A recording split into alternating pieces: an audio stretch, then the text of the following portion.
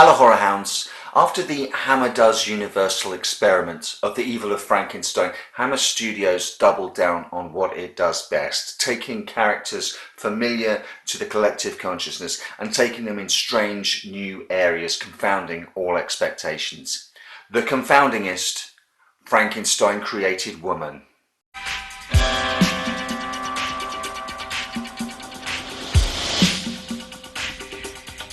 As with all the best classic period Hammer, this is another seeming period drama whose bodice is bursting at the seams with transgressive subtexts. Make no mistake, this movie is batshit insane. Gloriously so. Frankenstein now is all about soul transference rather than creating bodies and swapping brains out. He experiments on himself at the start of the movie like a Victorian Flatliners. It's a movie about class prejudice, the sins of the father, murder, and revenge. It's a film where your fate is tied to your past and your social standing, and you can't crawl out from underneath that. Just as Hans in this, wrongly accused of a murder he didn't commit and sent to the guillotine, can never escape the looming shadow of that same guillotine that took his father's head at the very start of the movie. The town, the society he was born into, seemed determined to make the gallows his ultimate destiny, much more than any inherited genetic trait passed on from father to son. But more so even than that, this is a film about the soul of a wrongly executed man being transferred into the resurrected body of his drowned girlfriend, who digs up his head, which tells her to kill those actually responsible for the murder he was guillotined for, as he speaks in his own voice to his own head. If you say that quickly enough and with enough confidence, just as with the science babble that Peter Cushing has to say in these Frankenstein movies, it sounds perfectly reasonable. And boy, let's talk about those three who are actually guilty of the murder. It's a mark of a good script if it can make me completely and utterly loathe a character. So I have to keep watching, just in the hopes of seeing them get their comeuppance. In this movie we get three of them, and the class distinctions are laid on with a trowel. These are entitled, privileged, upper-class, posh little snots who lord it about town over the working classes with the threat of informing their powerful and influential fathers if no one does what they say. They're typical Bullingdon Club assholes, and about halfway through the movie I decided that I was going to dub them Boris Johnson, David Cameron and George Osborne. A little bit of UK politics there for my foreign viewers. You will, even if you don't know anything about the UK class structure or any of the references I've just made there, fucking hate these characters. You will want to see them killed. And it's a nice mark of a really strong script that it takes its time to build up the characters that we are involved with, so that by the time things start getting a bit Frankenstein-y, quite an awful lot of the film has already happened, but we're so invested with these characters. We want certain outcomes for them. We want resolutions. We certainly want to see these three fucks get what's coming to them. The script here has got so much going on in it, never too much.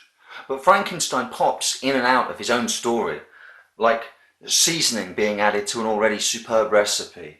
I'd say it's the mark of a great story that you could probably strip out most of the overt Frankenstein stuff in this and still have a tight, engaging little horror thriller revenge story. Thankfully, however, there is a Frankenstein in this story, which means we get Peter Cushing, and Peter Cushing is on top form. He's present to lay the scientific groundwork of the metaphysical questions of identity that the movie's going to struggle with in the final act.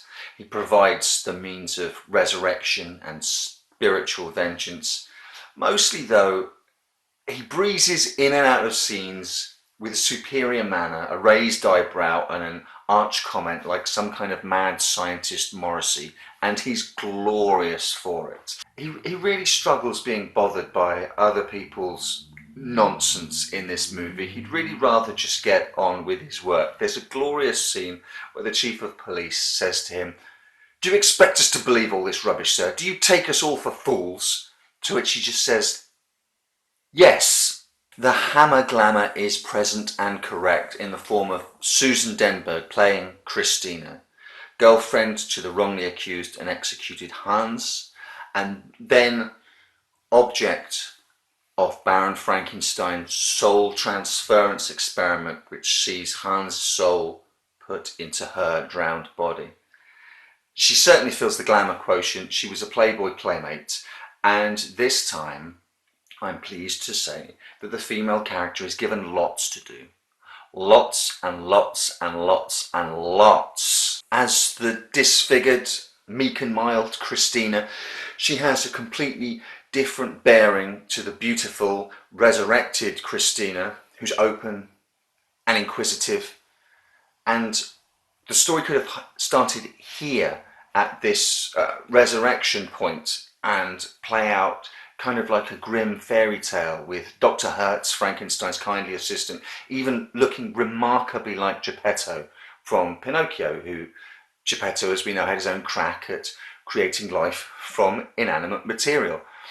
She's a young girl with no memory who's recovering in a house of a kindly doctor and also a cold, aloof professor who cured her yet is hiding something from her. We could have started at this point and the whole story could have completely played out from here. But then when Hans's soul is in the ascendant, her persona changes yet again. Whenever she's compelled by his revenge from beyond the grave, she becomes sexually unabashed, a vamp using her victim's sense of superiority and frankly helplessness in the presence of an alluring, headstrong young woman to lure them in and do them away one by one. I must also make mention, if we're being fair, to Nikki van der Zyl, who dubbed Christina's voice. She does an excellent job of lowering it for the resurrected Christina, hinting in her vocal performance of the male soul within the female body. And we're now in 1967, so as the censors become a little more relaxed, these films become a little more lurid. The kill scenes in this, whilst largely off screen, do show the influence of Mario Bava and that sort of sense of Italian horror and grand guignol, and it's all the more welcome for me here. Regular viewers here will know how much I adore Italian horror. And whilst the gore is off screen, enough is given to you later on to fill it in your minds.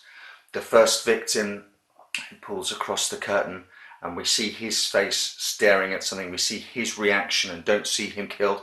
We learn enough later on to know what he must have seen back there. Think some bizarre mashup of Psycho and Jason's altar to the head of his mother at the end of Friday the 13th Part 2, and I'd say you're pretty much on the right tracks. Frankenstein Created Woman is a blast of fresh air into a series that lost its way, I think, with Evil of Frankenstein. It is all the right kinds of bonkers, and again, regular viewers will know how much I like really gonzo out there movie sequels. It's got a great subtext to it there that, given the time it was made, can't be explored fully, but there's stuff in there to point you potentially in the directions that they were hinting at as well. And again, as regular viewers know, I love my subtext in a horror movie. As the more transgressive, the better. This is just a heady whirlwind. You don't even notice that Victor Frankenstein is on the periphery of this story because it just barrels along and it's so gloriously nuts. I frankly love it. But we all know that my opinion is one of many. And regular viewers, again, regular viewers getting lots of shout outs in this video.